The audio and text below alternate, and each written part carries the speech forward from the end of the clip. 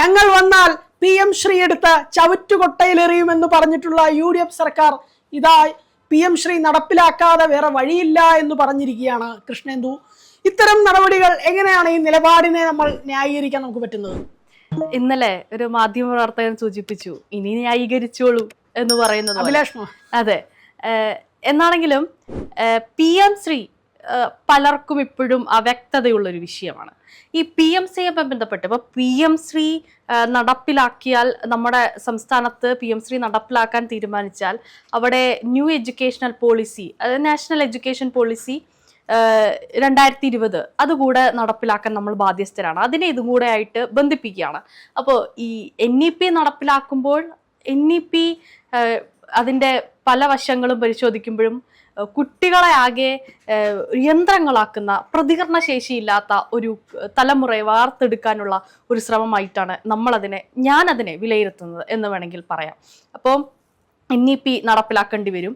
NEPയിൽ ഉൾപ്പെടെ ഈ പറയുന്ന PM ശ്രീയുമായി ബന്ധിപ്പിച്ച് PM ശ്രീ നമ്മുടെ കേരളത്തിൽ നടപ്പിലാക്കിയാൽ ബ്രാൻഡിങ് വരും, ഒരു രാഷ്ട്രീയ ബ്രാൻഡിങ് വരും. PM ശ്രീ പേരിൽ നമ്മുടെ സ്കൂളുകളൊക്കെ മാറും. ഇപ്പോൾ നിലവിൽ നമ്മൾ ഒപ്പുവെച്ച് ഇനി PM ശ്രീയുമായി മുന്നോട്ട് പോയി PM ശ്രീയുടെ ഫണ്ട് നമ്മൾ ഇപ്പോൾ 60:40 ഫണ്ട് എന്നൊക്കെയാണ് പറയുന്നത്. ഇത് നമ്മൾ കൈപ്പറ്റാനൊക്കെ ശ്രമിച്ചാൽ നമ്മുടെ സ്കൂളുകളുടെയൊക്കെ പേരിനി PM ശ്രീ വെച്ച് ചേർത്ത് പറയേണ്ടി വരും, ഒരു ബ്രാൻഡിങ് കൂടെ വരും. ഇങ്ങനെ നിരവധി വശങ്ങൾ പരിശോധിച്ചാൽ PM ശ്രീ ഒരു RSS അജണ്ടയാണ്. നമ്മളുടെ വിദ്യാഭ്യാസ മന്ത്രി പറഞ്ഞു സർവശിക്ഷാ അഭിയാൻ വഴി നമുക്ക് പൈസ കിട്ടി.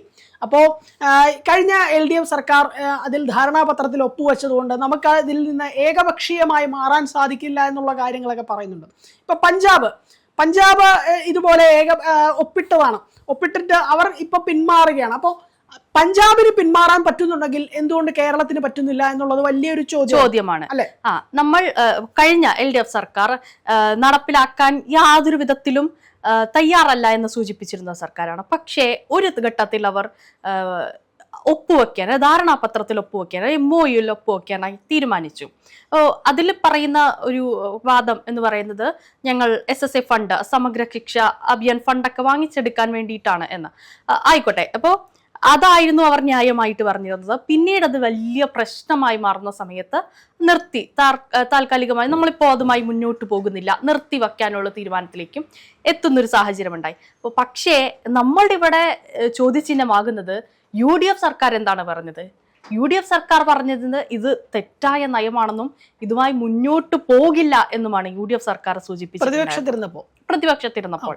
അപ്പോൾ ഒന്ന് ആലോചിച്ച് നോക്കുക, അവർ അധികാരത്തിൽ വന്നതിന് ശേഷം എന്തുകൊണ്ടായിരിക്കാം ഇത്തരത്തിൽ നടപ്പിലാക്കാൻ തന്നെ തീരുമാനിച്ച് മുന്നോട്ട് വരാൻ ഒരു സാഹചര്യം ഉണ്ടാകും? ഇനി ഫണ്ട് ഓർത്തിട്ടാണോ, അതോ ഇനി വേറെന്തെങ്കിലും ലാഭം ഇവർക്ക് ഉണ്ടായിട്ടാണോ? ഇതിൽ തന്നെ രാജസ്ഥാൻ, കർണാടക, തെലങ്കാന എന്നീ സംസ്ഥാനങ്ങളിലെ സ്കൂളുകളിലൊക്കെ PM ശ്രീയിലെ ഒരുപാട് സ്കൂളുകളിലും ഇവിടെ PM ശ്രീ നടപ്പിലാക്കി തുടങ്ങി അല്ലെ? ഇപ്പൊ നടപ്പിലാക്കാത്ത പ്രധാനമായും 2 സംസ്ഥാനങ്ങളേ ഉള്ളൂ. ഒന്ന് തമിഴ്നാട്, ഒന്ന് കേരളവും അല്ലെ? തമിഴ്നാട് അത് സ്വീകരിക്കുമെന്ന് എനിക്ക് തോന്നുന്നില്ല. കേരളം ഇപ്പൊ എന്താന്ന് വെച്ചാൽ അവിടെ പിണറായി വിജയൻ സർക്കാരിന്റെ കാലത്ത് അവിടെ പോയി ഒരു ധാരണാപത്രത്തിൽ ഒരു ഒപ്പുവെച്ചു. പക്ഷെ അത് അത്ര അത് പിന്മാറാൻ പറ്റാത്ത കാര്യമൊന്നുമല്ല. എന്നാൽ നമുക്കിവിടെ പഞ്ചാബിനെ നോക്കി കാണേണ്ട ഒരു വസ്തുതയല്ലേ? ഇനി ഇതുമായി മുന്നോട്ട് പോകാൻ തയ്യാറാണ്, അതേ ഇനി നടപടിയുള്ളൂ, അതേ ഇനി നടക്കൂ എന്ന് നമ്മുടെ വിദ്യാഭ്യാസ മന്ത്രി പറഞ്ഞ സ്ഥിതിക്ക് PM ശ്രീയുമായി മുന്നോട്ട് പോകാൻ തന്നെയായിരിക്കും UDF സർക്കാരിന്റെ ഒരു തീരുമാനവും. ഇവിടെ ഏറ്റവും കൂടുതൽ വെല്ലുവിളിയാകുന്നത് സർക്കാരിന് തന്നെയായിരിക്കും. കാരണം വിദ്യാഭ്യാസം എന്ന് പറയുന്നത് കൺകറന്റ് ലിസ്റ്റിൽ വരുന്നൊരു കാര്യമാണ്. ഇത് PM ശ്രീയുമായി ബന്ധിപ്പിക്കുമ്പോൾ മുഴുവൻ തീരുമാനങ്ങളും ഇനി കേന്ദ്ര ഗവൺമെന്റ് എടുക്കുന്നൊരു സ്ഥിതി ഉണ്ടാവും. കേന്ദ്രത്തിന്റെ തീരുമാനങ്ങൾ മാത്രമായിരിക്കും വിദ്യാഭ്യാസ മേഖലയിൽ ഇനി നമ്മുടെ സംസ്ഥാനത്തും നടപ്പിലാകാൻ. ഇപ്പൊ ഞാൻ പറയാണ്, നമ്മളുടെ ഗുജറാത്ത് കലാപവും അല്ലെങ്കിൽ അയോധ്യ അല്ലെങ്കിൽ നമ്മളുടെ ബാബറി മസ്ജിദ് പൊളിക്കുന്ന സംഭവം, അല്ലെങ്കിൽ കർസേവകരുടെ യാത്രയും ട്രെയിൻ യാത്രയും, ഇതെല്ലാം നമ്മളുടെ പാഠപുസ്തകങ്ങളിൽ നിന്ന് മാറാൻ വളരെ സാധ്യതയുള്ള ഒരു കാര്യമാണ്. കേന്ദ്ര നയങ്ങൾ അത് മുന്നേ ഒരു തീരുമാനം ഉണ്ടായിരുന്നല്ലോ, NCERT പാഠപദ്ധതി പരിഷ്കരണമൊക്കെ നടപ്പിലാക്കാൻ അവർ തീരുമാനിച്ചിരുന്ന കാര്യങ്ങളാണ്. പക്ഷേ നമ്മുടെ കേരള സർക്കാർ, അന്ന് LDF സർക്കാരായിരുന്ന സമയത്ത് നടപ്പിലാക്കില്ല എന്ന തീരുമാനം അറിയിച്ചൊരു സംസ്ഥാനമാണ്. അതുപോലെ തന്നെ നമ്മൾ ആ അവർ വെട്ടിയ വിഷയങ്ങളൊക്കെ തന്നെയും പാഠപുസ്തകത്തിൽ ഉൾപ്പെടുത്തി പഠിപ്പിക്കാൻ, നമ്മുടെ കുട്ടികളെ പഠിപ്പിക്കാൻ തീരുമാനിച്ചൊരു സർക്കാരാണ് നമുക്ക് ഉണ്ടായിരുന്നത്.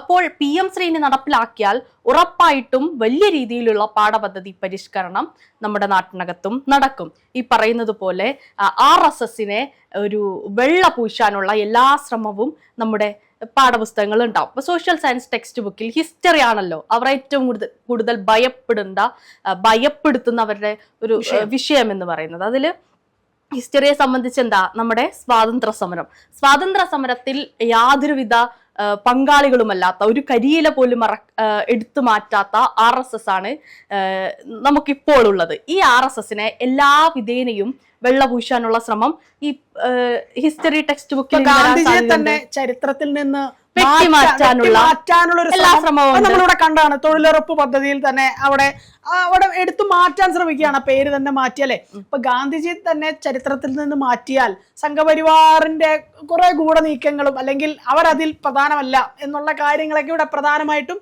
പുതിയ കാലത്തെ വിദ്യാർത്ഥികൾ അറിയരുത് എന്നുള്ള ഒരു ധാരണ അല്ലെങ്കിൽ ഒരു അജണ്ടയാണ് അവിടെ ഇവർ നടപ്പിലാക്കാൻ ശ്രമിക്കുന്നത്. അപ്പോൾ തീർച്ചയായിട്ടും RSSന് ഒരു വെള്ളപൂശൽ ഉണ്ടാകും, യാഥാർത്ഥ്യമാണ്. അതുപോലെ നവോത്ഥാന നായകരെ സംബന്ധിച്ച് ഇനി കുട്ടികളൊന്നും പഠിക്കണ്ട എന്ന തീരുമാനത്തിലേക്ക് എത്തും.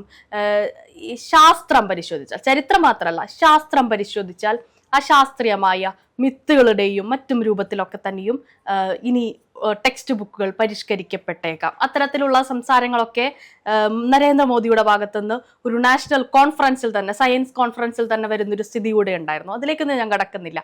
എന്നാലും ഈ വിഷയങ്ങളൊക്കെ നിലനിൽക്കുകയാണ് PM ശ്രീയെ മുന്നോട്ട് പോകാനായിട്ട് UDF സർക്കാർ തീരുമാനിച്ചിരിക്കുന്നത്. അപ്പോൾ ഇനി കേന്ദ്രം തീരുമാനിക്കും കേരളത്തിലെ കുട്ടികൾ എന്ത് പഠിക്കണം, കേരളത്തിലെ സ്കൂളുകൾക്ക് എന്ത് പേരിടണം, കേരളത്തിലെ സ്കൂളുകൾ ഏത് നിലവാരത്തിലെത്തണം. നമ്മളുടെ ഇന്ത്യ രാജ്യം നോക്കുമ്പോൾ ഏതൊരു കാലത്തും വ്യക്തമായ അനീതിക്കെതിരെ അല്ലെങ്കിൽ അരാഷ്ട്രീയതയ്ക്കെതിരെ അല്ലെങ്കിൽ എന്താ പറയുക, നമ്മൾ ഒരു പക്ക വർഗീയതയ്ക്കെതിരെ കൃത്യമായ നിലപാട് പറഞ്ഞിട്ടുള്ളൊരു നാടാണ് നമ്മളുടെ കേരളം എന്ന് പറയുന്നത്.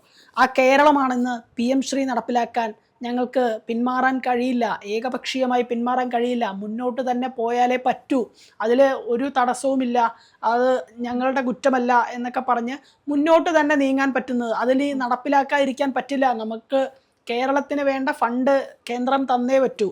അപ്പോൾ അത്തരം ഒരു അവസ്ഥയിലൂടെയാണ് ഇന്ന് കേരളം പോയിക്കൊണ്ടിരിക്കുന്നത്. ഇത് നമ്മളുടെ വിദ്യാർത്ഥികളുടെ ഭാവിയും കൂടെ ഇവിടെ നമ്മൾ ചോദ്യചിഹ്നമായി മാറുന്നുണ്ട്. അവരിനി എന്ത് പഠിക്കണം, അവരിനി ഏത് ചരിത്രം പഠിക്കണം, സംഘപരിവാറിൻ്റെ ആഘോഷങ്ങൾ അടങ്ങിയ ചരിത്രം പഠിക്കണമോ, അല്ലെങ്കിൽ ഗാന്ധിജിയെ വധിച്ച ഗോഡ്സെയുടെ ചരിത്രം പഠിക്കണമോ? വിഷ്ണു, ഇനിയിപ്പോ നമ്മൾ നമ്മുടെ കുട്ടികൾ ഇനി പഠിക്കാൻ പോകുന്നത് ഒരുപക്ഷെ ഗോഡ്സെയും സവർക്കറേയും ഒക്കെ പറ്റിയിട്ടുള്ള പാഠഭാഗങ്ങളായിരിക്കും എന്നതിൽ സംശയമൊന്നും വേണ്ട. അത്തരത്തിലുള്ള ശ്രമങ്ങളൊക്കെ തന്നെയാണ് മറ്റ് ഉത്തരേന്ത്യൻ സംസ്ഥാനങ്ങൾക്കകത്തൊക്കെ നടക്കുന്നത്. അപ്പോൾ സ്വാഭാവികമായിട്ടും ഇനി വലിയൊരു കടന്നുകയറ്റം RSSന്റെ ഭാഗത്തുനിന്ന് നമ്മുടെ വിദ്യാഭ്യാസ മേഖലയിലും ഉണ്ടാവും. അത് നമ്മളെ സംബന്ധിച്ചിടത്തോളം ഏറ്റവും ആശങ്കാജനകമായിട്ടുള്ളൊരു കാര്യമാണ്.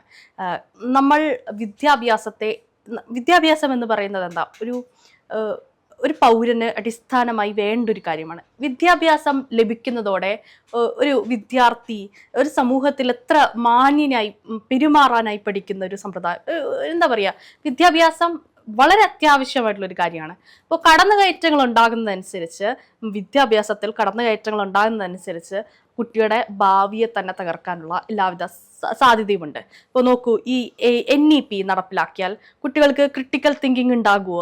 എനിക്ക് സംശയമാണ്.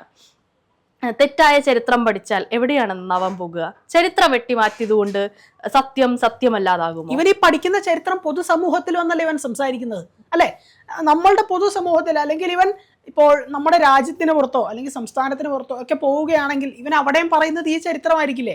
നമ്മളുടെ രാജ്യത്തിന്റെ അല്ലെങ്കിൽ നമ്മളുടെ അല്ലെങ്കിൽ രാഷ്ട്രത്തിന്റെ ഒരു പൈതൃകം എന്നുള്ള കൃത്യമായ ചരിത്രം പറഞ്ഞു വയ്ക്കാൻ ഇവന് സാധിക്കുന്നില്ലെങ്കിൽ അത് അവൻ സംഘപരിവാറിന് അജണ്ടയായി അല്ലെങ്കിൽ അടിമയായി തീർന്നു എന്ന് തന്നെ വേണം മനസ്സിലാക്കാൻ.